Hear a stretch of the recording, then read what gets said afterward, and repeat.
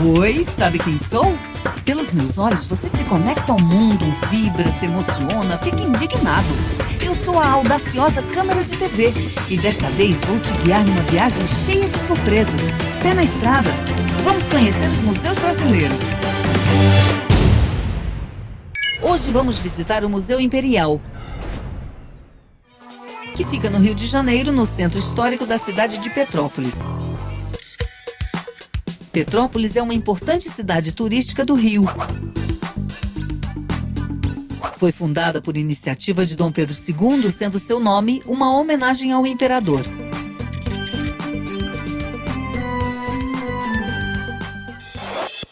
O museu está instalado no Palácio de Verão de Dom Pedro II e possui o maior acervo do país relativo ao Império Brasileiro.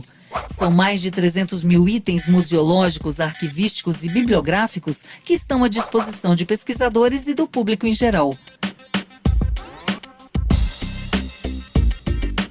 Eu diria que o Museu Imperial tem uma espécie de encantamento, ele provoca um encantamento nas pessoas.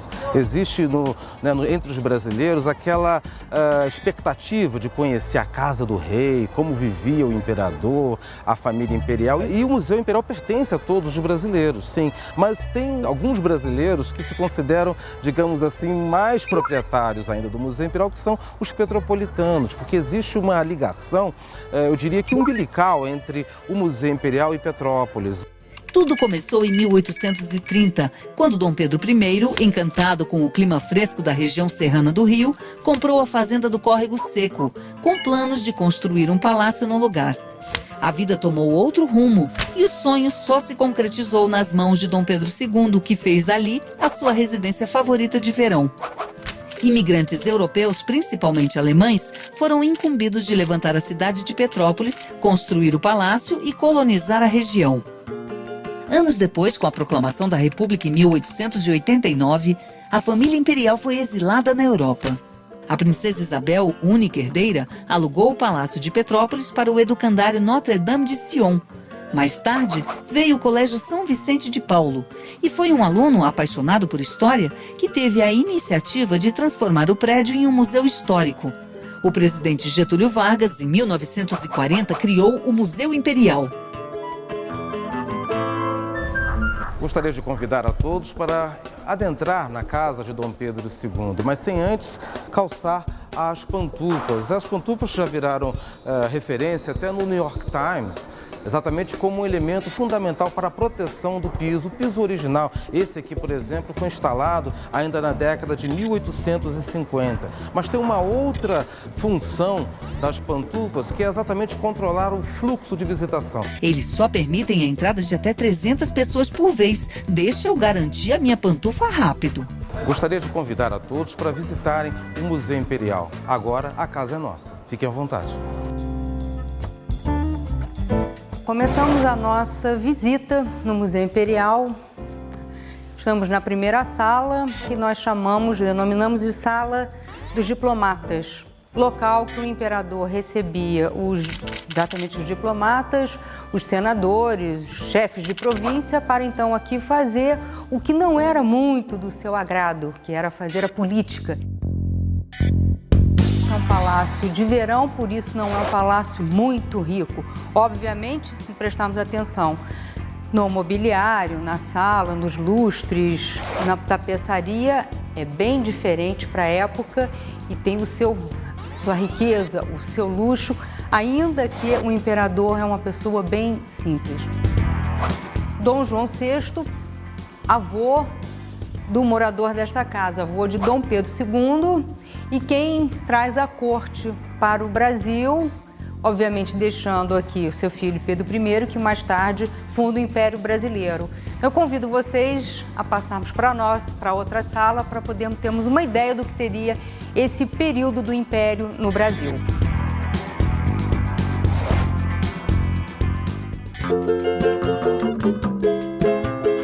Entrando na sala de jantar, a começar pelo lustre, que é o que chama a atenção quando entramos na sala. Quando notamos que a mesa, a refeição é tão detalhista, tão rica, há uma importância tão grande que cada prato tem uma imagem ao seu fundo.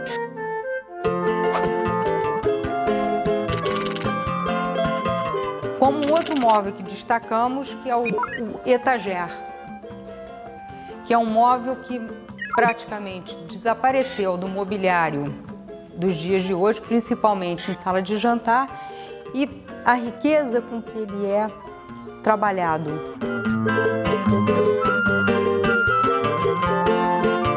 Esta era a sala onde a família recebia seus convidados para pequenos bailes e saraus.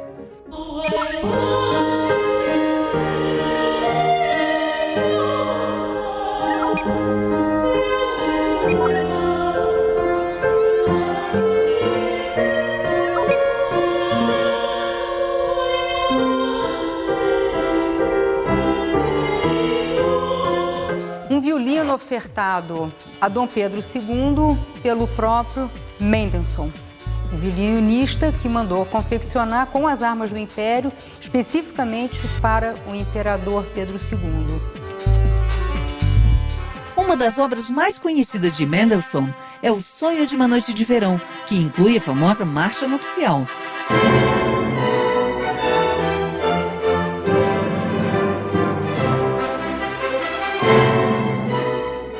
O grande destaque nessa sala de música e baile é essa peça, que é uma espineta, confeccionada por Matthias Boston em 1789. E é o único exemplar que se tem notícia que sobreviveu, feito pelo Matthias Boston. É uma peça que provavelmente tenha vindo com a família real.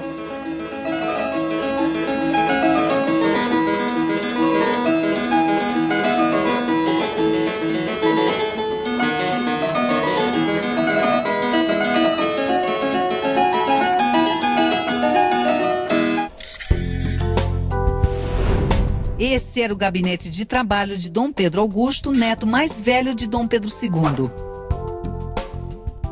Como a princesa Isabel custou a ter filhos, ele durante muito tempo foi considerado o herdeiro da coroa. Conta a história que ele acreditava tanto nisso que, quando veio a proclamação da República, teria surtado e continuado a acreditar que um dia ainda botaria a coroa de rei. E é uma saleta de trabalho, novamente com móveis ricamente detalhados, as patas, que é muito utilizado no século XIX, e as armas do Império. Pela primeira vez a gente dá um destaque às armas do Império do Brasil, que é feito em miolo de sabugo de milho. O Museu Imperial, em 1940, data de sua criação, recebeu, por transferência do presidente Getúlio Vargas, um dos 4 tronos que pertencia ao Império Brasileiro, a Dom Pedro II. Um deles foi transferido para o Museu Imperial. A Sala do Trono é fictícia, não existia na época do Paço de Petrópolis.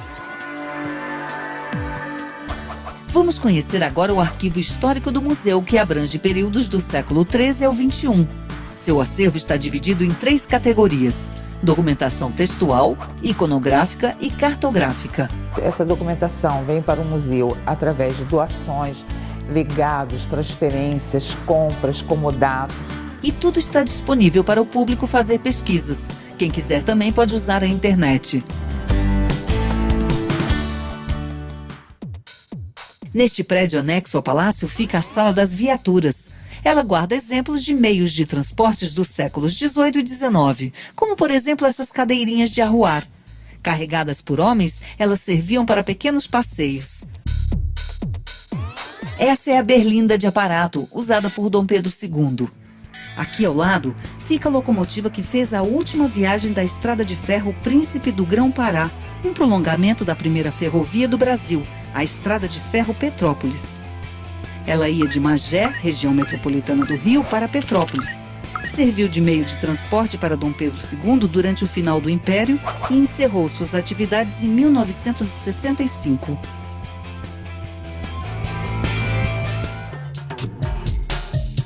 Os jardins do museu também valem uma visita. Aqui existem árvores centenárias e é super tranquilo para relaxar. E olha quem nós encontramos aqui. Ele é um legítimo sangue azul. Eu sou descendente de Dom Pedro II, né? Ele era meu trisavô, a princesa Isabel é minha bisavó, né? E a minha família foi exilada durante 30 anos daqui do Brasil, né? Quando caiu o exílio, a minha família logo voltou para o Brasil, né? Meu avô se estabeleceu logo em Petrópolis, veio na casa aqui perto, né? E meu irmão foi a primeira geração que nasceu aqui no Brasil da minha família, né? Eu acho que a preservação de um bem histórico, de um bem natural, é uma obrigação nossa até para a gente lembrar o passado e para a gente poder aprender com o passado alguma coisa para o futuro. No próximo bloco, vamos conhecer a biblioteca do Museu Imperial, que possui 50 mil títulos, entre eles mais de 8 mil obras raras. Fica aí que eu já volto.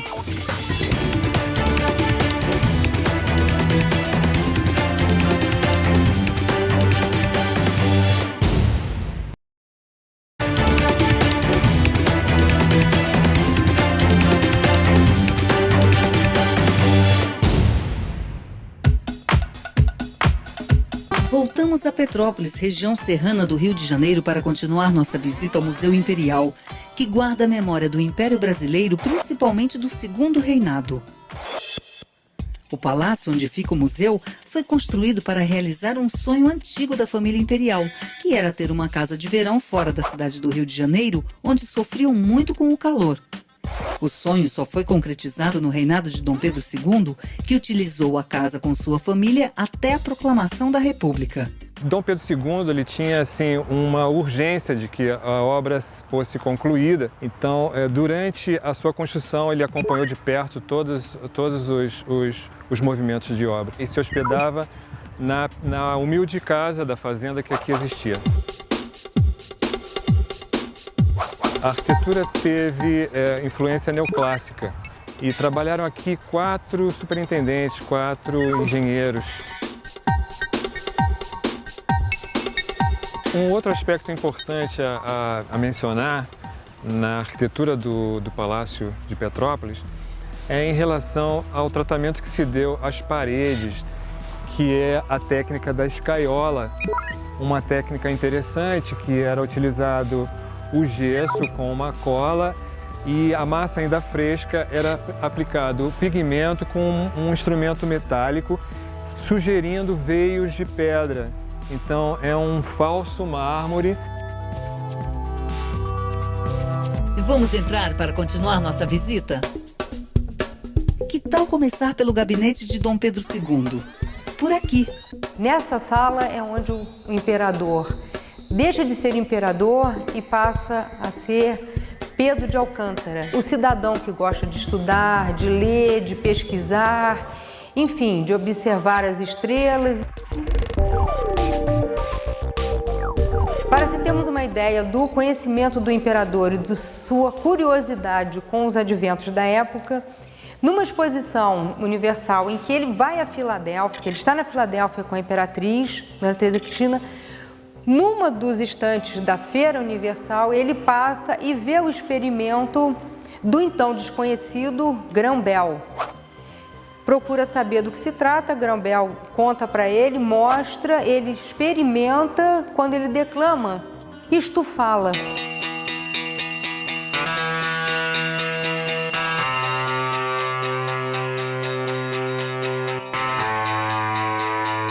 E mais tarde, um telefone desse é instalado no Paço da Cidade, fazendo a linha Paço da Cidade, Palácio de Santa Cruz, no Rio de Janeiro. A Exposição Universal de 1876 na Filadélfia foi a primeira no país e aconteceu em comemoração ao centenário da independência dos Estados Unidos. Junto com o telefone de Graham Bell estavam a máquina de escrever da Remington Rand, um equipamento trazido pela Wallace Farmer, precursor da luz elétrica, e o ketchup, do Heinz. Essa sala reúne um acervo relativo ao primeiro reinado.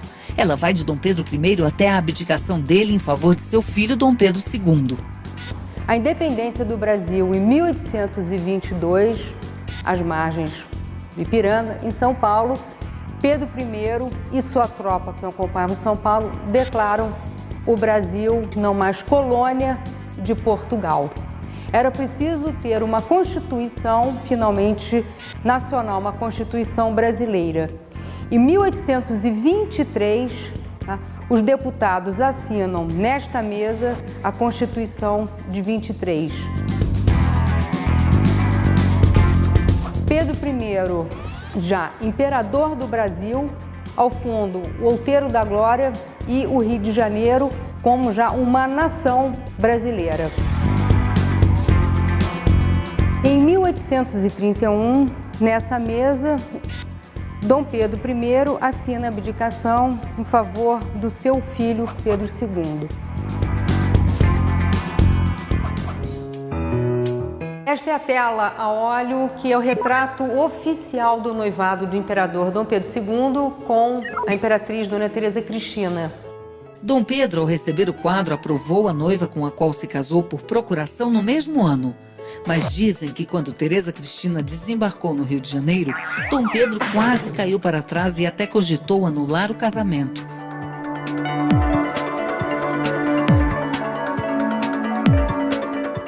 Na Sala das Joias, um dos destaques é a coroa criada especialmente para a coroação de Dom Pedro II quando tinha ainda 5 anos de idade.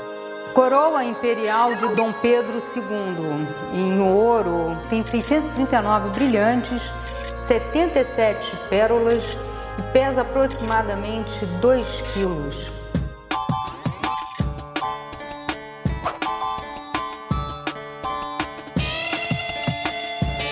Temos nessa vitrine a aliança de casamento de Pedro I com Dona Amélia, sua segunda mulher, que é uma aliança tipicamente portuguesa, em que ela trabalha com o elo. E esse é um colar extremamente importante para o Brasil, não como uma joia, mas pelo significado em que ele tem, porque são 19 esferas armilar, representando as 19 províncias brasileiras à época. Quando se fala de escravas, sempre pensamos e nos remetemos às escravas como maltratadas, mal arrumadas ou sem joias. Para a surpresa de quem chega nessa vitrine, é ver que as escravas também possuíam as suas joias.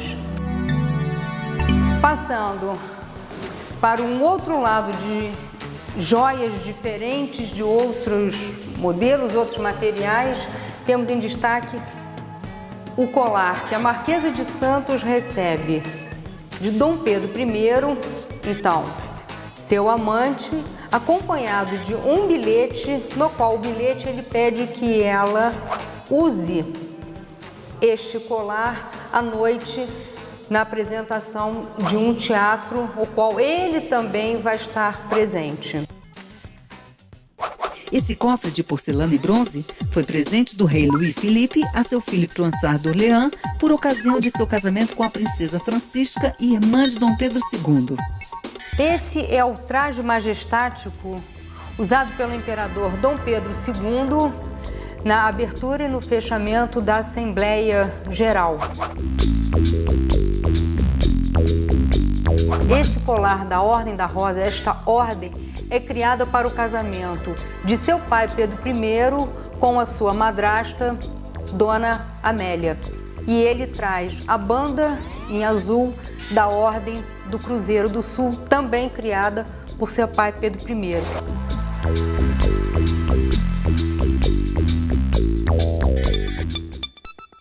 Essa foi a pena com a qual a princesa Isabel assinou a Lei Áurea, que libertou os escravos e propiciou transformações profundas no Brasil.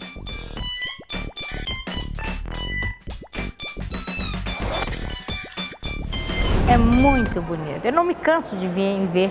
Fiquei bastante sensibilizada, por exemplo, de ver a pena em que a Lei Áurea foi assinada. Achei isso muito lindo e resgata. Adorei aquele quadro lá onde Teresa Cristina casou por procuração. Achei super diferente, me comoveu.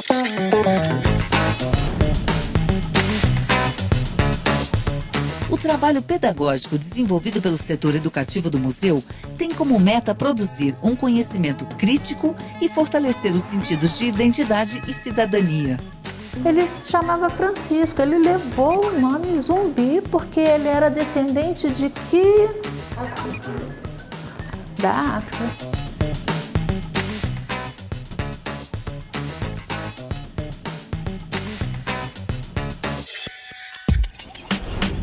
Vamos conhecer agora a Biblioteca do Museu Imperial?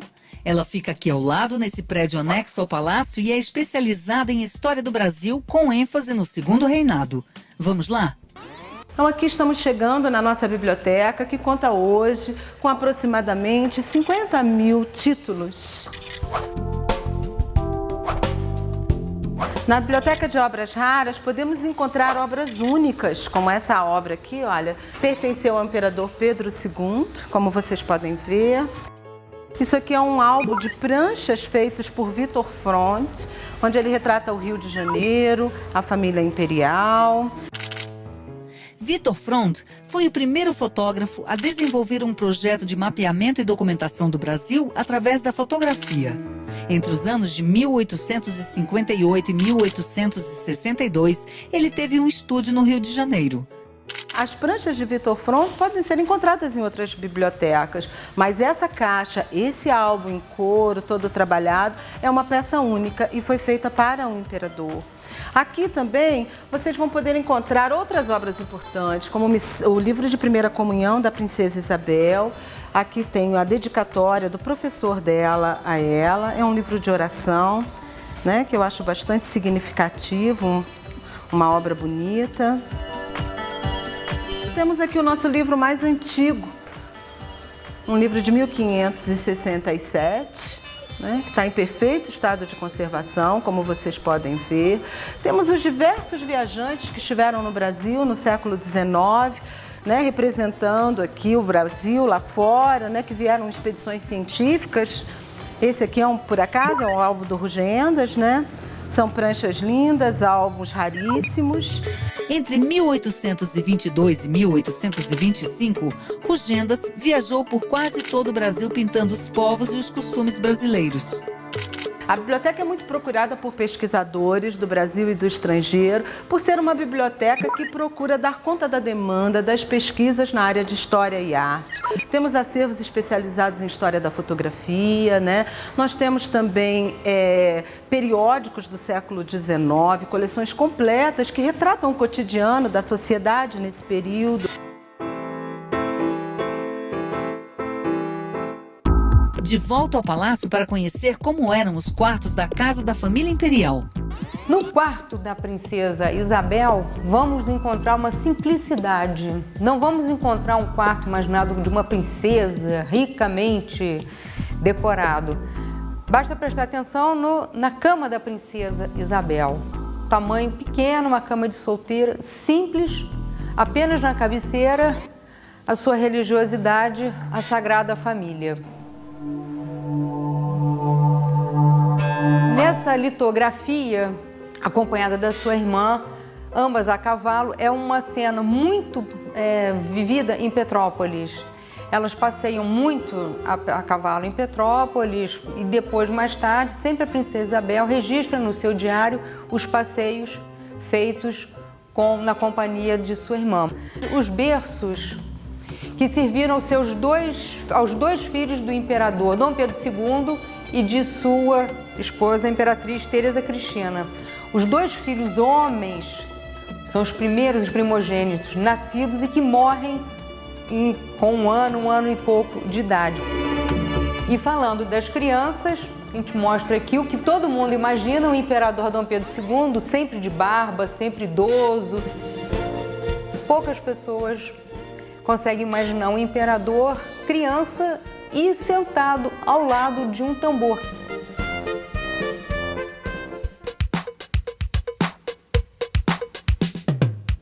E assim chegamos ao final do nosso programa. Mas fica a dica que vale a pena fazer uma visita pessoalmente. O Museu Imperial ainda tem muitas outras curiosidades que não tivemos tempo de mostrar aqui. Para quem quiser ter mais informações, acesse o site. E quem preferir, pode anotar o endereço.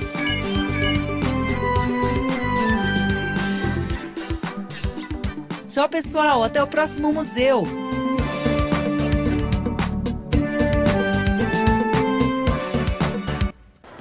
são conceitos e práticas em metamorfose. Os museus são casas que guardam e apresentam sonhos, sentimentos, pensamentos e intuições, que ganham corpo através de imagens, cores, sons e formas. Os museus são pontes, portas e janelas que ligam e desligam mundos, tempos, culturas e pessoas diferentes.